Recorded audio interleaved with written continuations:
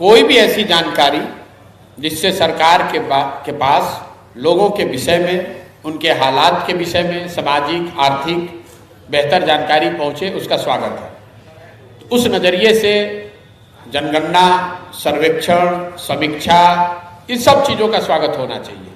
लेकिन इसके साथ साथ आपको ये भी समझना चाहिए कि जनगणना के पीछे नियत क्या है और जनगणना के बाद आप उसका करने क्या वाले हैं। पहली बात, इस जनगणना का कोई वैधानिक आधार नहीं है।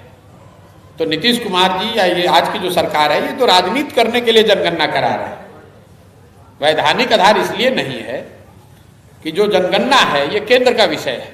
जैसे आपने देखा है कि कई जातीय समूह को यहाँ पर बेवकूफ़ बनाने के लिए, आपने सुना होगा, लोहार समाज को यहाँ से रिकमेंड कर दिया कि एसटी हो जाएंगे। बच्चे एग्जाम दे गए, नौकरी लग गई, उनको एसटी के आधार पर फिर हटा दिया गया, क्योंकि वो बिहार सरकार के परिधि में ही नहीं आता, अधिकार के परिधि में ही नहीं है। जितने हमारे नोनिया बिन समाज के लोग हैं, इनको कह दिया कि इनका कैटेगरी चेंज करने के लिए कि हम रिकमेंड कर दिया, केंद्र सरकार ने उसको माना नहीं। तो जनगणना का जो लोग इसको समझते हैं, ये आपको देखना चाहिए कि इसका वैधानिक आधार क्या है, या फिर एक प्रशासनिक एक्सरसाइज है, एडमिनिस्ट्रेटिव एक्सरसाइज है, जिसमें लोगों के बारे में, उनकी सामाजिक आर्थिक पहलुओं के बारे में जानकारी इकट्ठा की जा रही है। उसका किया जाना चाहिए, मैं उसका स्वागत करता हूँ।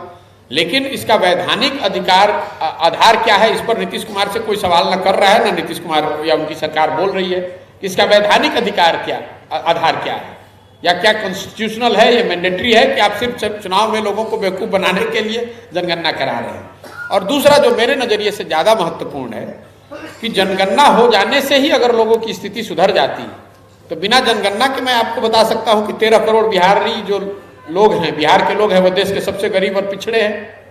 आप उनकी स्थिति सुधार दीजिए।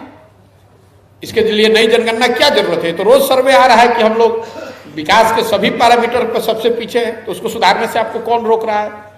दलितों की जनगणना देश की आज़ादी के बाद से हो रही है, और दलित आज भी समाज के सब आर्थिक सामाजिक तौर पर सबसे पिछड़े, सबसे निचले पायदान पर लोग हैं। तो सिर्फ जनगणना, समाज को ये समझने की बात है कि सिर्फ जनगणना हो जाने मात्र से आपकी स्थिति नहीं सुधरने वाली।